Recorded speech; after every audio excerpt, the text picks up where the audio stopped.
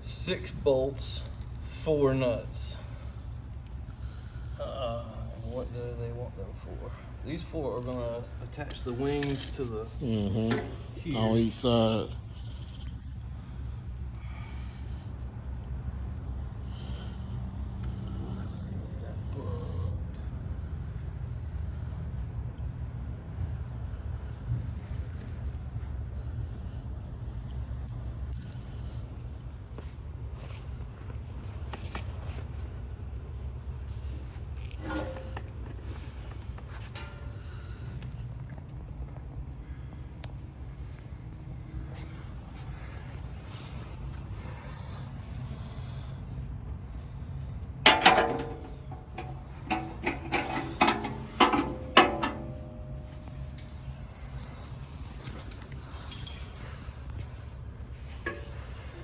Got the bumper right here by the frame.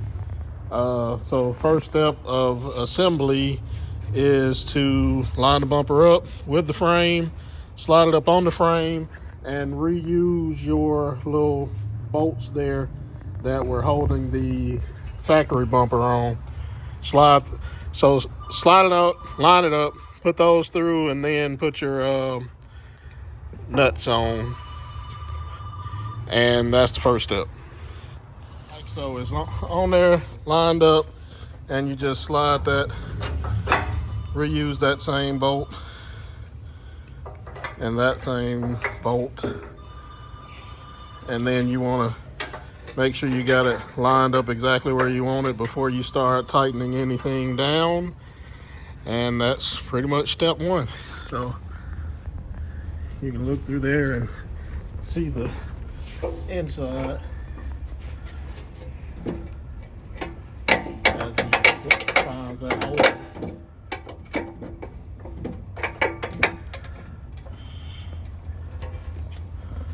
So now you just put all your nuts on once you got it lined up where you want it and tighten everything down. Step 1 of the installation. Update, that bottom bolt, you're probably going to have to go and get one an inch longer from the store, because with all this thicker stuff, it's not quite coming through enough to get threads on it. The top 2 are fine, the 2 bolts that were together, but that bottom one, you're going to have to get something aftermarket. So next step is going to be to put these pads on to each side of the centerpiece of the bumper, held on by the double-sided tape that's already on it. So just stick those on either side, and then we'll be ready to bolt the outer pieces of the bumper to the centerpiece of the bumper. And so same thing for the other side. Put that other piece on the other side over there. Okay, so a few words of wisdom. Before tightening down the centerpiece of the bumper, you might want to put some upwards force on it to tilt it up, and that way that brings the back here down at a downward angle, so you can bolt the side pieces on without interfering with your light and your bumper. And then once you get all that together, you can line it all up and then tighten down your center portion here. So yeah, having that bumper tilted upward gives the proper amount of clearance, because with it down like we had it, it was hidden here.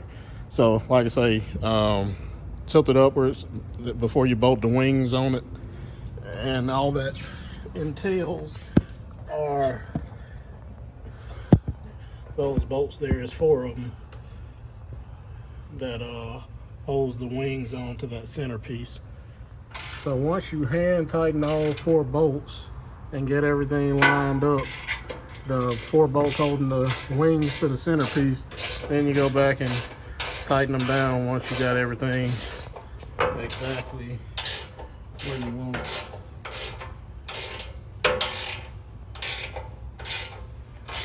And we'll do the same thing on this side. And it's starting to take shape. We already got the 3.5-inch round lights to go in it, and you see the winch is already inside of it, but it's coming along. Next step after tightening your 2 side pieces onto the centerpiece is trim your fender liners accordingly, and then you can tuck that flap in behind the wing, but there's some trimming that needs to be done.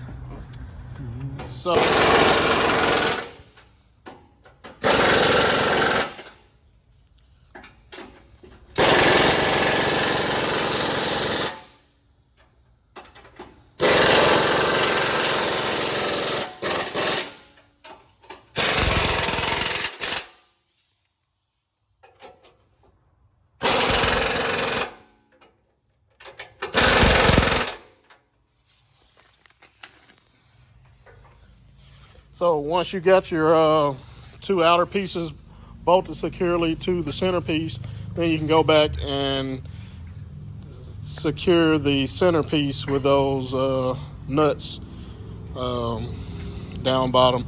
Now, so this is an aftermarket grill. It's about 2.5-3 inches shorter than the factory grill. So for those of you that have this body style Chevy and have the full grill, you're probably going to end up having to trim your grill some. I've got a light bar that's going to go across here, so that'll hide that gap, but that's because of the grill that I have. So yeah, be mindful that you might have to do some alterations to your factory grill with this bumper. So after tightening those 2 top nuts, it actually gave us enough threads on that bottom bolt to get the nut on there. So I mean, to be on the safe side, it's probably best to go buy a longer one, but you can use that factory one after you tighten the 2 top ones and come back and do the bottom one.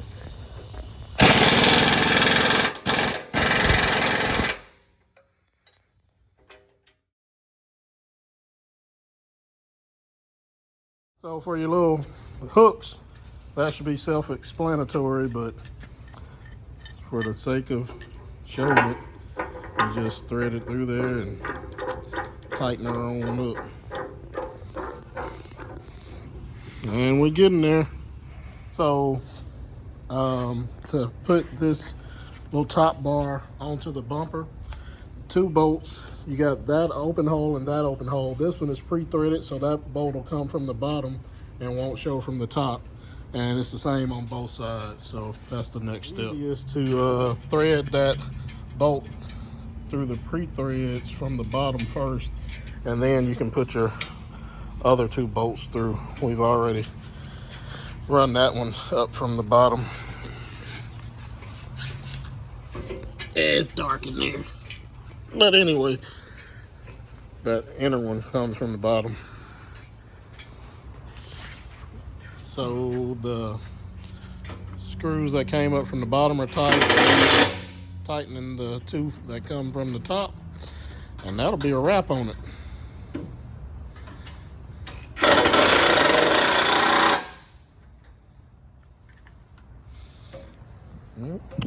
Looks pretty good.